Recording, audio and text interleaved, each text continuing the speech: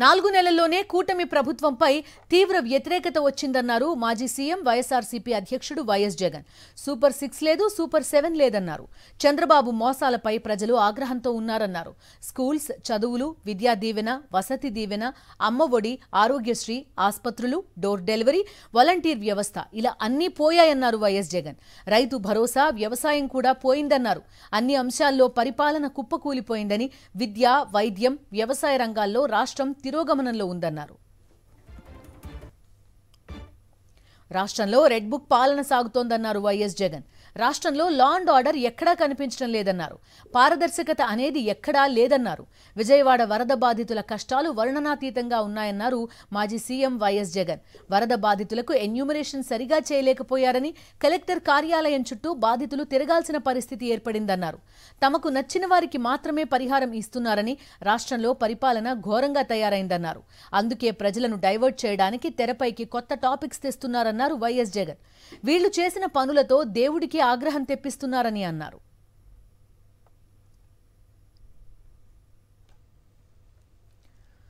పార్టీలో కష్టపడి పనిచేసే వారికి ప్రాధాన్యత ఉంటుందని మాజీ సీఎం వైఎస్ఆర్సీపీ అధ్యక్షుడు వైఎస్ జగన్ అన్నారు. తాడేపల్లిలో పార్టీ అనుబంధ సంఘాల నేతలతో భేటీ అయ్యారు వైఎస్ జగన్. తాను కేవలం మీ అందరి ప్రతినిధిని మాత్రమేనని, పార్టీ మనందరిది అనే విషయాన్ని గుర్తుంచుకోవాలన్నారు. క్షేత్రస్థాయి నుంచి పార్టీని మరింత బలోపేతం చేద్దామన్నారు. దేశంలోనే బలమైన పార్టీగా తీర్చిదిద్దే కార్యక్రమం మొదలుపెట్టామన్నారు. వైఎస్ఆర్సీపీకి లక్షల్లో కార్యకర్తలు, కోట్ల మంది అభిమానులు ఉన్నారని, వీరందరినీ మన పార్టీ వ్యవస్థల్లోకి తీసుకురావాలన్నారు. గ్రామాల వరకు అనుబంధ విభాగాల నిర్మాణం కావాలన్నారు. పార్టీ పిలుపునిస్తే పై స్థాయి నుంచి కింది స్థాయి వరకు కదలిక రావాలన్నారు. ప్రజల తరపున పోరాటాల్లో చురుగ్గా ఉండాలని పార్టీ అనుబంధ సంఘాల నేతలతో వైఎస్ జగన్ అన్నారు.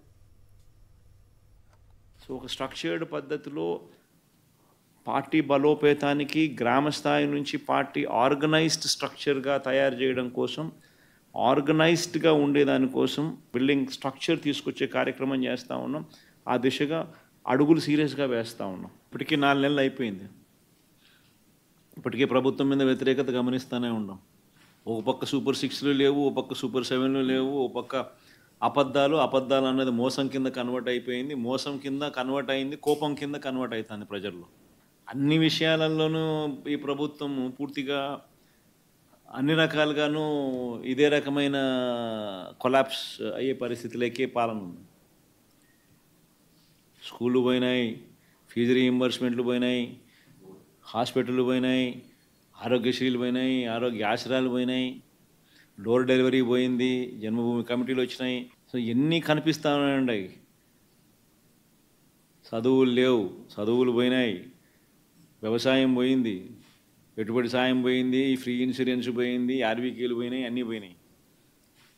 పూర్తిగా గవర్నెన్స్ అంటే ఏదైతే మార్గదర్శకంగా రోల్ మోడల్గా నిలబడాల్సిన రంగాలు వ్యవసాయము, చదువులు, వైద్యము, 3 రంగాలు తిరోగమనమే.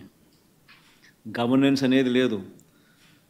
ఇష్టం వచ్చినట్టుగా దొంగ కేసులు పెట్టి రెడ్ బుక్ పరిపాలనతో దొంగ కేసులను ప్రోత్సహిస్తూ ఉన్నారు. గవర్నెన్స్ అనేది పూర్తిగా పోయింది. లా అండ్ ఆర్డర్ ఎక్కడా లేదు. డోర్ డెలివరీ అనేది గాలికి ఎగిరిపోయింది. ఇంతకుముందు పారదర్శకతంగా ఇచ్చే పరిస్థితి, ఈరోజు పారదర్శకత అనే పదం లేక ఈరోజు విజయవాడలో కనీసం ఫ్లడ్ ఎన్యూమరేషన్ చేయలేని పరిస్థితి. ఇన్ని ఇళ్ళు మునిగినాయి, ఈ మునిగిపోయిన ప్రతి ఇంటికి సహాయం చేయాలనుకుంటే కనీసం ఆ ఇళ్ళకు కూడా సహాయం చేయలేని పరిస్థితి. కలెక్టర్ల దగ్గర చుట్టుముడుతున్నారు ప్రజలు. అంటే ఒక ట్రాన్స్పరెన్సీ లేదు, ఒక పారదర్శకత లేదు. కొందరికే నచ్చినోనికే ఇవ్వాలనుకుంటే ఇస్తారు. ఇవన్నీ స్టార్ట్ అయిపోయినాయి. 4 నెలలకే ప్రభుత్వం మీద వ్యతిరేకత అన్నది తారాస్థాయికి వెళ్ళిపోయి, తారాస్థాయికి వెళ్ళిపోయిందనంటే వాళ్ళకు కూడా అది అర్థమయ్యి టాపిక్లు డైవర్ట్ చేసేందుకు కొత్త టాపిక్లు తీసుకొస్తూ ఉన్నారు.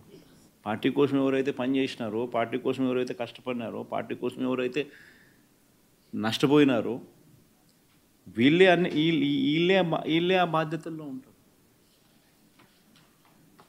సో పార్టీ అనేది మనది అనేది మనం అందరం కూడా కలిసికట్టుగా ఓనర్షిప్ తీసుకోవాలి. ఆ ఫైర్ అనేది రావాలి. పార్టీని దేశంలో ఏ పార్టీ లేనంత ఇంత బలంగా ఈ పార్టీని చేయాలని చెప్పి దృఢ సంకల్పంతో నిర్ణయం తీసుకొని అడుగులు వేస్తాను నేను. అందుకని అడుగులు వేస్తాను. కేవలం ఎన్నికలు అయిపోయి 4 నెలలు కూడా కాల, 4 నెలలు అయింది. 4 నెలల్లోనే ఇంతగా నేను మిమ్మల్ని పిలిచి, మిమ్మల్ని మోటివేట్ చేసి, జిల్లా అధ్యక్షులను నియమించి, కొత్త వాళ్ళను మోటివేట్ చేసి, ఈ స్ట్రక్చర్ మళ్ళీ తీసుకొని రావాలని చెప్పి, ఇంత ఆర్గనైజ్డ్గా చేయాలని చెప్పి ఇంత మోటివేట్ ఎందుకు చేస్తా ఉన్నానంటే కేవలం అదే, ఆ ఫైరే. ఎట్టి పరిస్థితుల్లోనూ this party should become the strongest party in the country. కొన్ని లక్షల మంది మనల్ని ప్రేమించిన కార్యకర్తలు, కోట్ల మంది మనకు అభిమానించే ఓటర్సు, ఇంతమంది అభిమానస్తులు మనకు ఉన్నారు. వీళ్ళందరి కోసం మనం నిలబడాల్సిన అవసరం ఉంది. వీళ్ళందరికీ మంచి చేయాలని అంటే మనం ఆ సీట్లో ఉండగలిగితేనే మంచి చేయగలుగుతాం. దానికోసం అని చెప్పి మనం గట్టిగా యుద్ధం చేయాల్సి వస్తాం. ఖచ్చితంగా గుర్తుపెట్టుకుంటాం.